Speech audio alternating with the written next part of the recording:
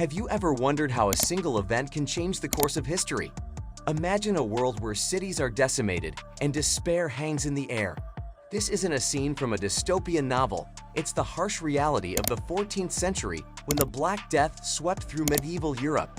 How did a single disease cause such monumental upheaval and transform an entire continent? Stay tuned as we uncover the harrowing impact of the Black Death, from its mysterious origins to its lasting legacy. Don't forget to subscribe and join us on this eye-opening exploration of our past. The arrival of darkness. Imagine it's 1347 and you're at a peaceful Sicilian port. Out of the blue, 12 ships sail in from the Black Sea. But they're not carrying spices or silks, they're harboring a deadly secret, the Black Death. This scene was like something out of a nightmare. Most sailors aboard these ships were already dead, and the few who were alive were in agony, covered in terrifying boils that oozed blood and pus. The local authorities in Sicily were quick to react, ordering these death ships away, but it was too late. The plague had already touched European soil. This marked the start of a dark period in Europe's history. The Black Death spread rapidly, leaving a trail of devastation in its wake, affecting not just people but the entire socio-economic structure of the continent. The plague's origins. Now, let's rewind time. The Black Death wasn't a new player in the game of pandemics. Historians believe this deadly disease started wreaking havoc in Asia over 2,000 years ago. Imagine a disease so relentless that it spread across entire continents, leaving despair in its path. It traveled along the bustling trade routes of the ancient world, hitting major hubs like China, India, Persia, Syria, and Egypt. By the time it reached Europe, it had already left a trail of destruction in these lands. And here's a twist. Recent research suggests that this plague might have been lurking in Europe as far back as 3000 BC. This means that Europe was not as unacquainted with the plague as we previously thought. The Black Death, a silent and invisible enemy, was ready to claim Europe as its next victim. Symptoms of terror. The Black Death was not just any sickness. It was the stuff of nightmares. Imagine waking up one day to find painful swellings in your groin or under your armpits, big as apples or eggs, and filled with blood and pus. That's not all. These horrifying symptoms were just the beginning. Victims would soon experience high fevers, chills, and excruciating pains. Death often followed swiftly, giving no chance for a goodbye. The plague targeted the lymphatic system, an essential part of the immune system, making it particularly deadly. It didn't discriminate, young or old, rich or poor. Everyone was at risk. This brutal disease left its mark on the population, with entire families and communities wiped out, creating a climate of fear and uncertainty that would change the face of medieval Europe forever. A contagious nightmare. Think about how scary it would be if touching someone's clothes could make you deadly sick. That's exactly how contagious the Black Death was. It didn't care who you were, it could strike anyone, anytime. People who were fit as a fiddle when they went to sleep could be on death's door by morning. The speed and ease with which this disease spread were unheard of. It's even said that the nursery rhyme, "Ring Around the Rosie," is about this plague, a child's rhyme reminding us of one of the darkest times in history. The rhyme's lyrics, seemingly innocent, are believed to describe the plague's symptoms and its relentless, rapid spread. Comprehending the Black Death.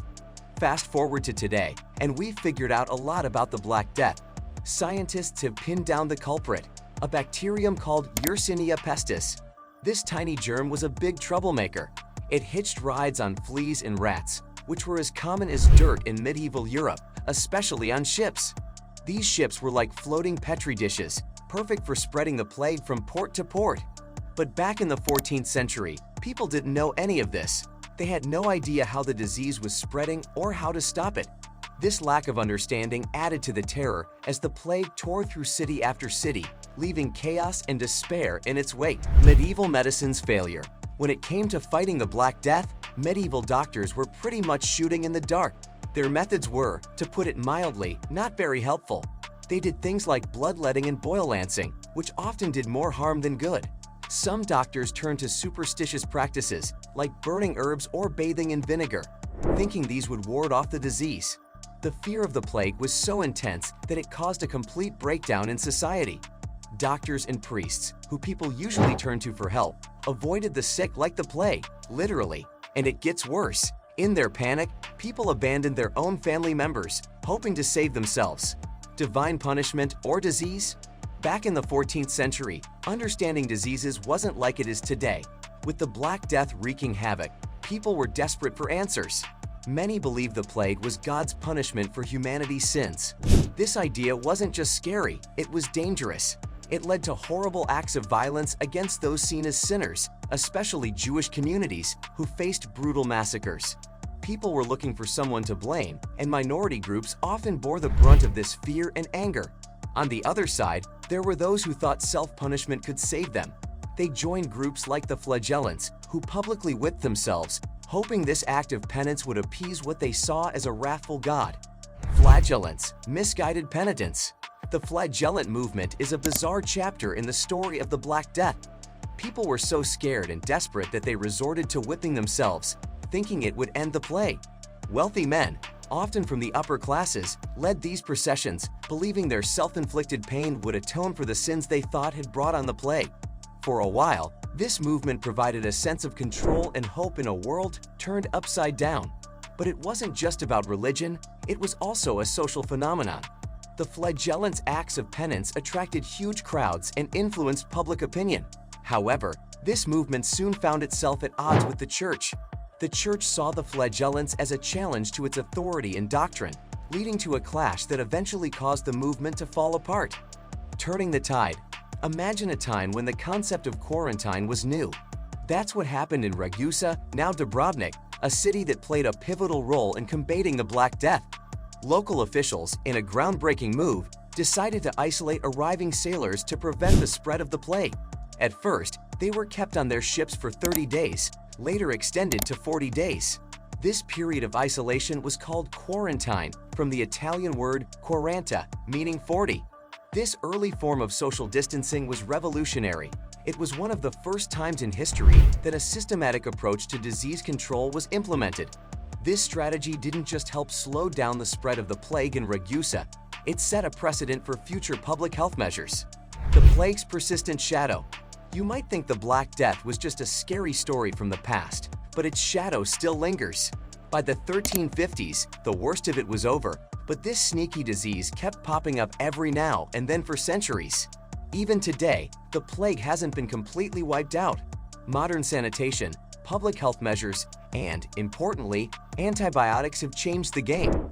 The World Health Organization reports about 1,000 to 3,000 cases of the plague annually worldwide. But now, it's treatable with antibiotics, which is a huge win for modern medicine.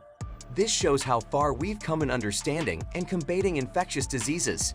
The Black Death, once a relentless killer, is now a manageable illness, reminding us of the power of scientific progress and the importance of public health vigilance. So that's it for today. If you found this journey through history intriguing, don't forget to subscribe for more insights into the past. Until next time, keep exploring and stay curious.